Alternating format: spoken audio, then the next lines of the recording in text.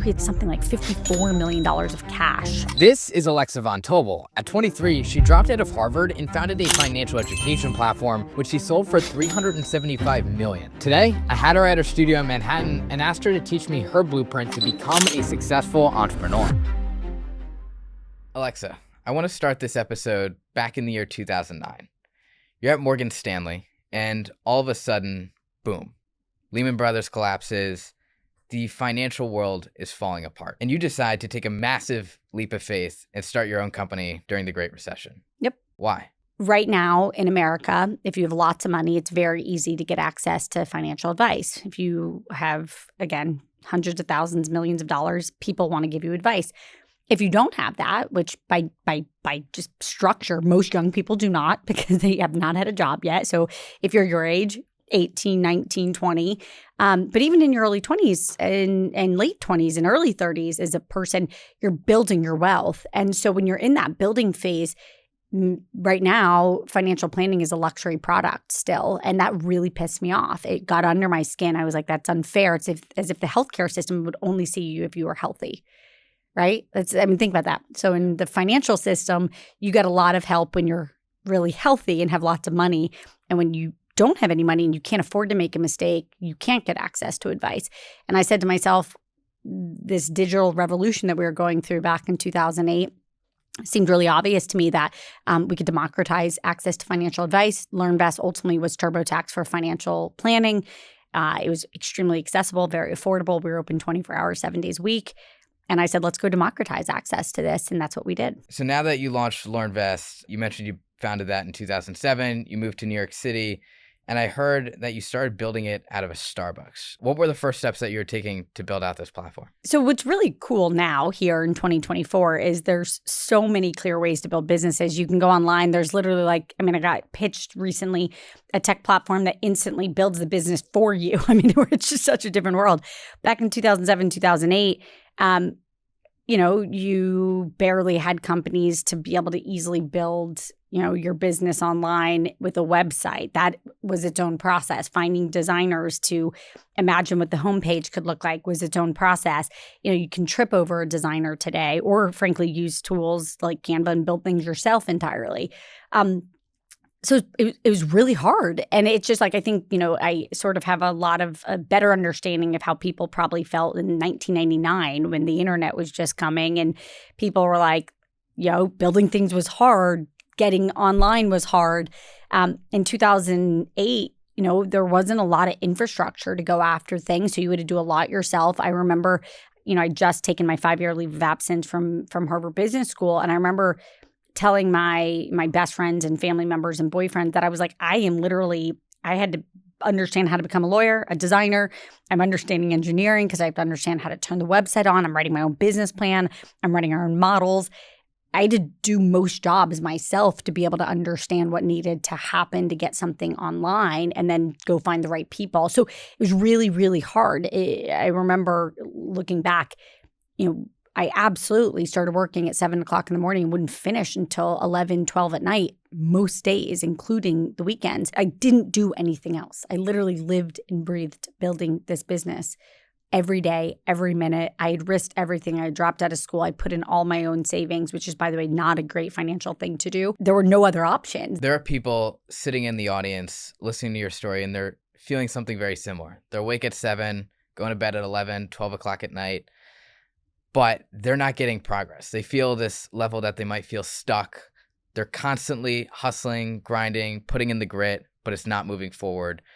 What would be your advice to them on how they can get unstuck? I think one of the things I naturally did was I wanted to win. I wanted to be successful. And so I would go to people that I really trusted their advice. I thought they were smarter than me. I thought they had better insights than me. And I would go and say, beat up my company. What am I not getting right?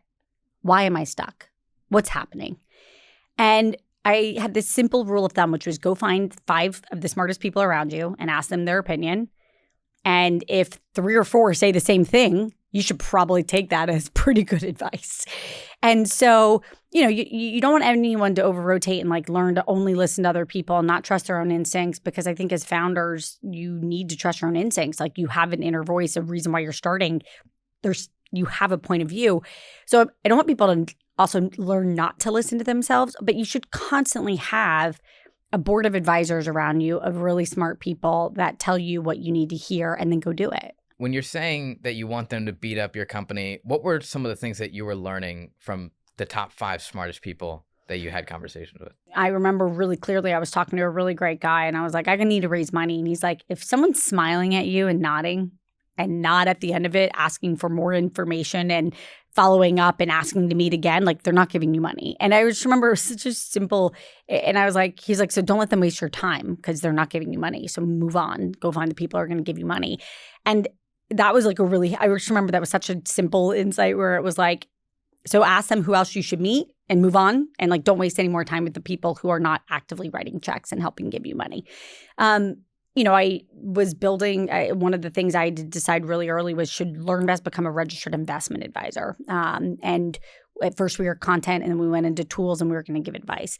And I got compliance people and lawyers, and it was sort of early for fintech wasn't a category at the time. There wasn't. Now it's like fintech, and you can name 27 companies that are huge, big businesses. It wasn't a category. And so building a regulated entity online as like a digital kid was a pretty novel thing to do. And so I went and chat to the appropriate lawyers, and they were like, you should become a registered investment advisor. And I said, because I was like, I don't want to ever get in trouble or go to jail. I want to do the right thing. And they said, yeah, start there.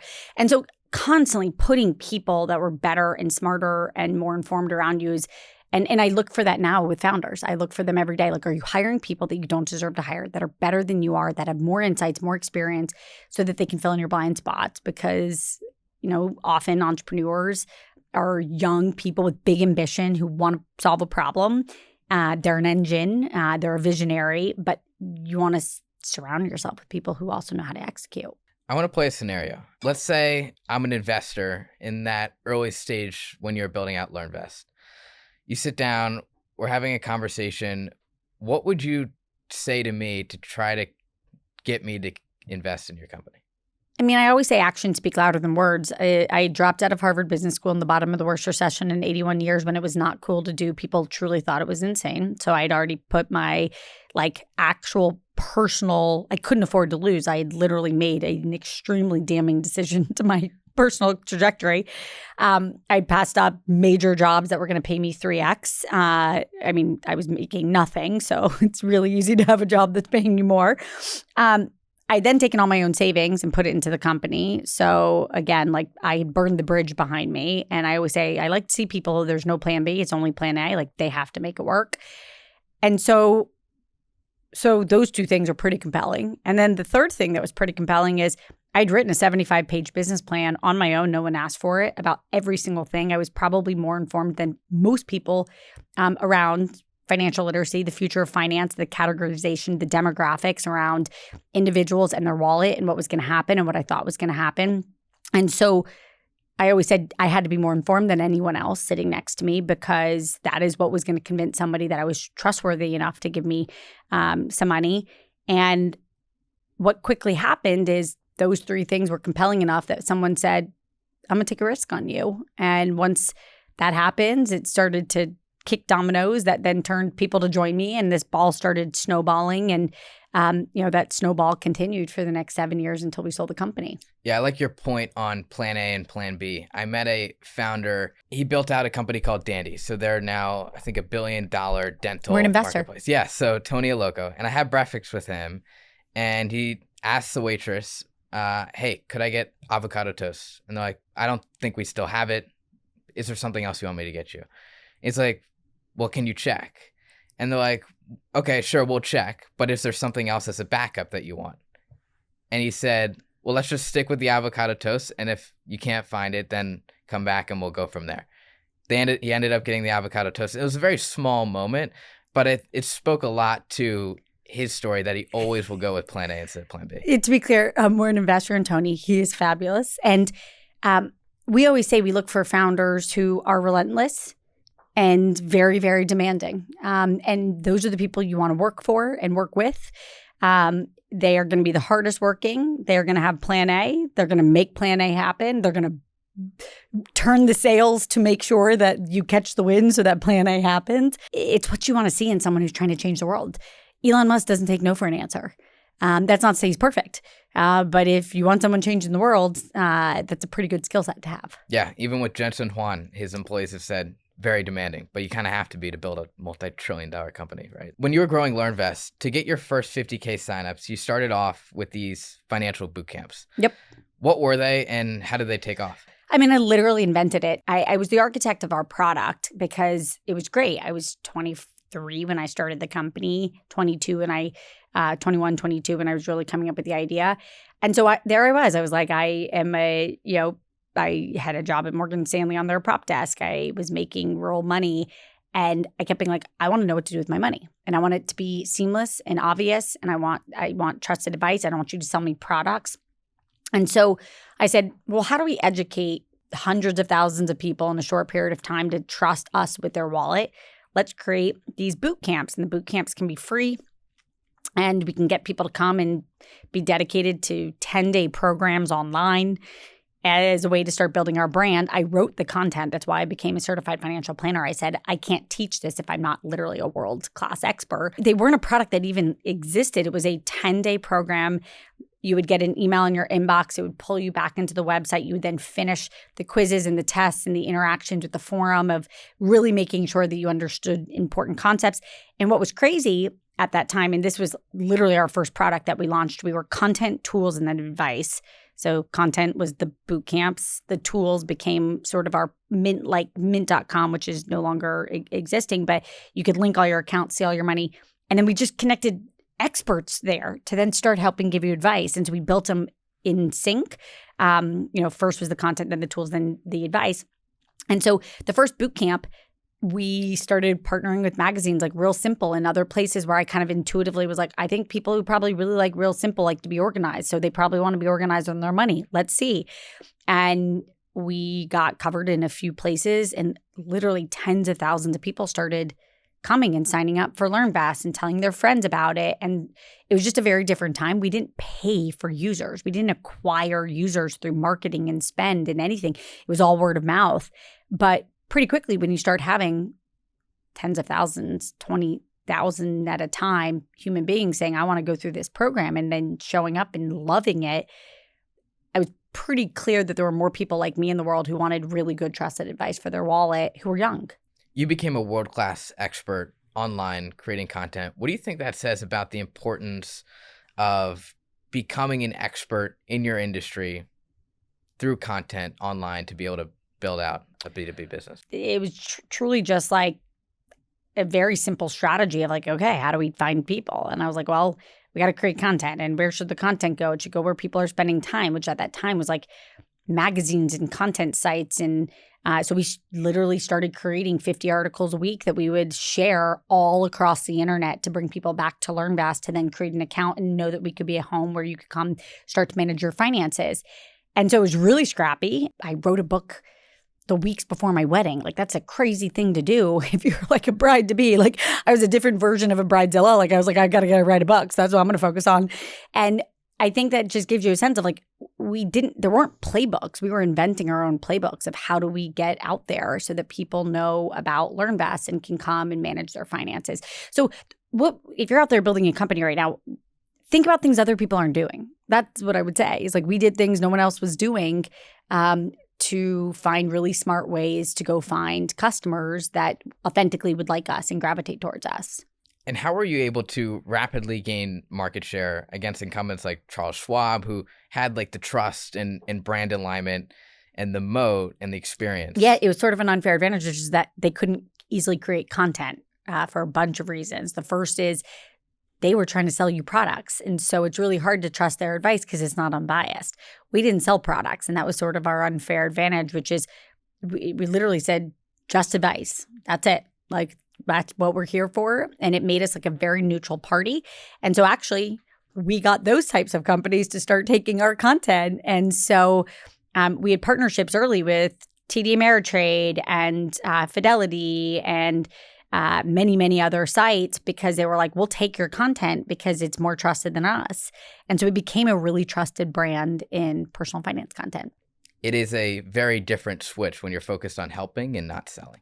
That's right. It's actually, it is being authentically someone's teammate is a very good way to do business. And I look back and I think one of the things I'm most proud of is we built millions of users without spending. We never had huge marketing spend. We used a lot of partnerships, and we thought about other brands that we thought were really good brands for ours at the time. Lululemon, like young people loved Lululemon. So we were like, let's do things with them. Like we truly thought about brands that we were like, let's figure out if they'd partner with us and do something smart.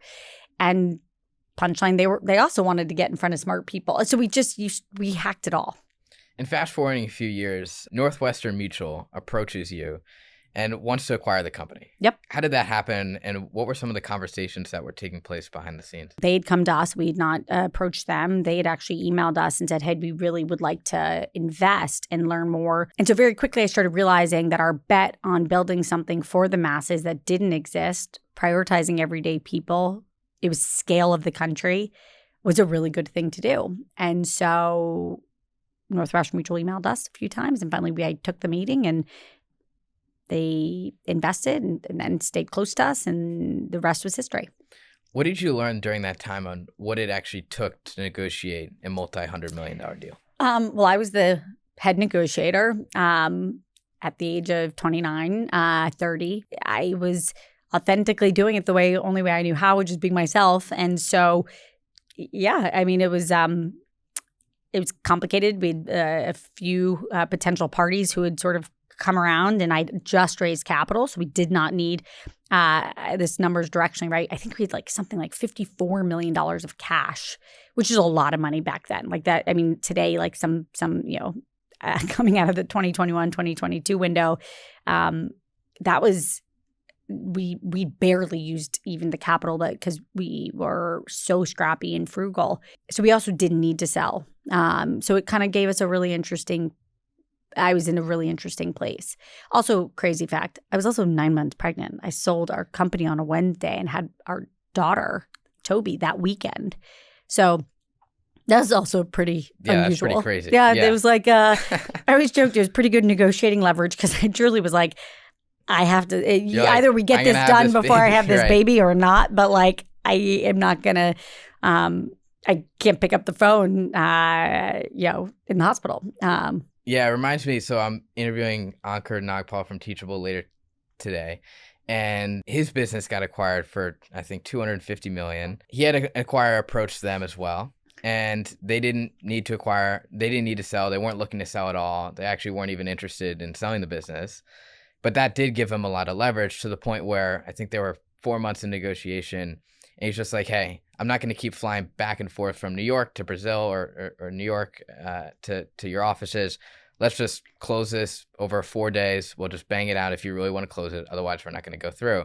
They closed the deal in like 4 days because they had the leverage because they had it. I mean, I think the thing I tell founders every day is you can never sell a company if you're trying to sell a company. Yeah. Build a company that you'd want to own forever, right? And not. That's the only way to build something. And I would have been perfectly happy not selling LearnVest. Northwestern Mutual, the acquirer, was actually your dad's life insurance policy when he passed away when you were younger. What did it mean for them to be the ones that acquired the business? Well, so I hadn't told anybody that. And actually kind of gives you a sense of who I am, which is I had lost my dad unexpectedly when I was 14. And I remember I'll never forget it, when my mom realized he had bought a great life insurance policy that was going to really protect my family. And so, one, we didn't need to sell. I just said it really clearly. We had tons of cash. But I actually knew firsthand what it meant to be a policyholder when a crisis happened. And also as a financial planner, predominantly one of the biggest things you do for your clients is you plan for a crisis, because real crises can happen. You can get sick, you can get cancer, someone can die unexpectedly, you can lose 2 jobs unexpectedly, and families get really crunched. So it was a pretty beautiful moment, which is I waited until after we signed all the documents, and the board sent me the video approving and signing, and then our board approved and I signed, and they asked me to send a quick video about how I felt, and that was actually when I told them.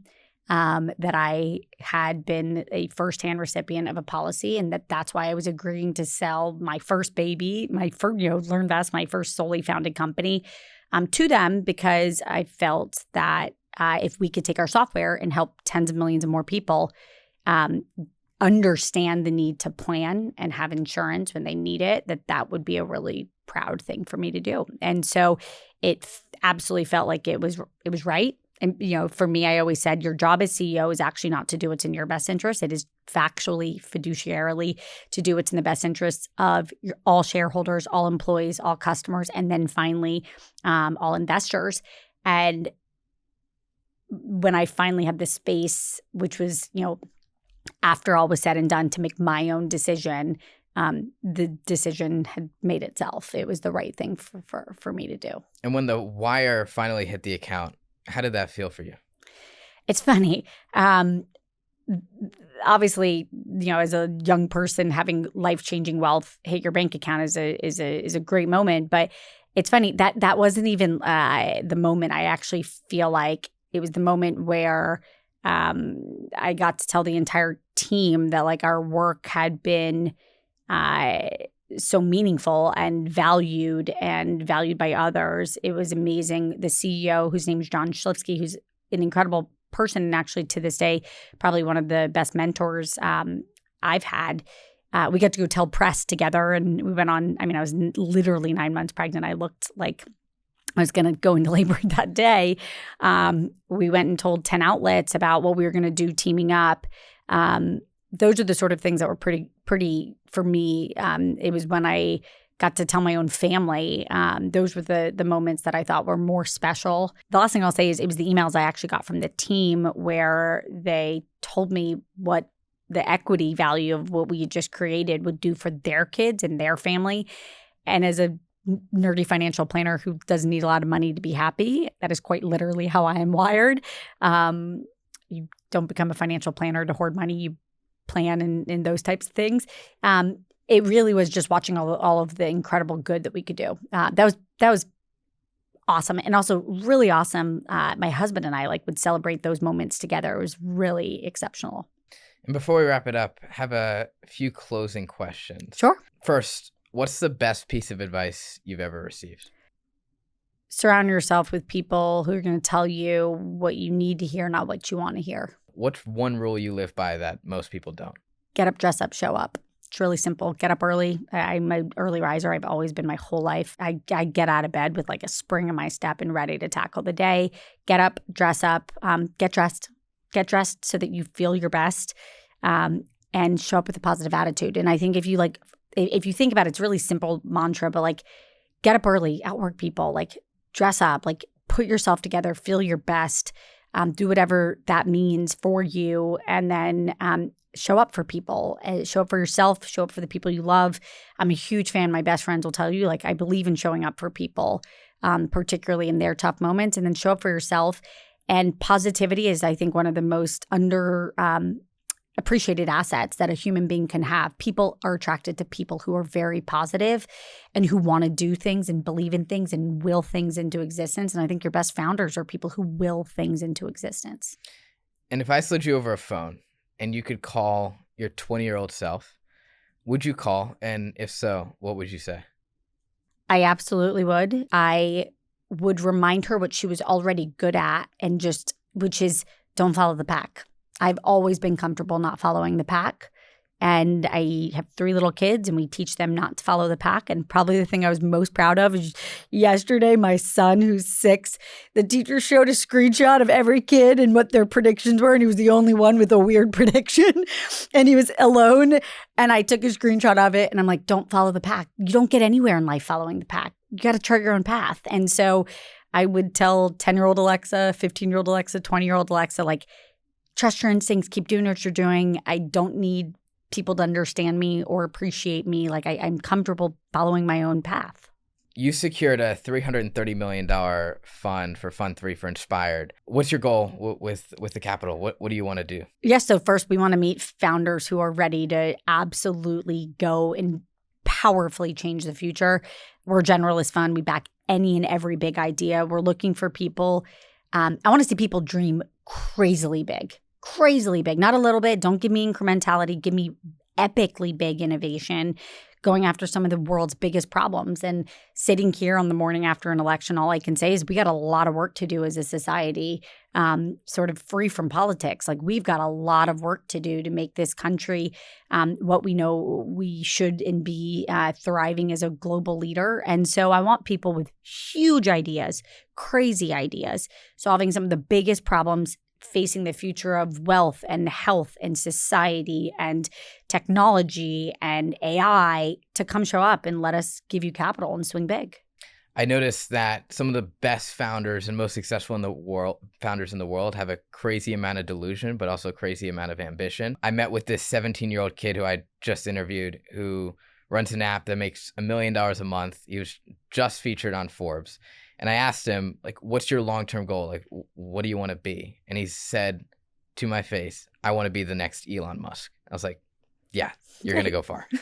Yeah. I mean, you want people. I always tell people, if someone's like, I'd love to be a lawyer, I'm like, why not be a Supreme Court justice? Like, if you, whatever you want to do, swing to be the best at it in the world. Not. I always say at Inspired, we are not here to run the marathon. We're here to win the marathon. There's very different levels of training that go into something if you're there to be number one, not number 100. And I think that's, you only get to live once. This isn't the dress rehearsal. So show up for yourself and swing big. Awesome. Well, I think that's a great way to end it. Thanks, Alexa, for taking the time to join the show. We'll have a link to Inspired Capital in the episode description down below if any founders interested are checking it out. Well, thanks, Alexa. I appreciate it. Thanks for having me. You're awesome.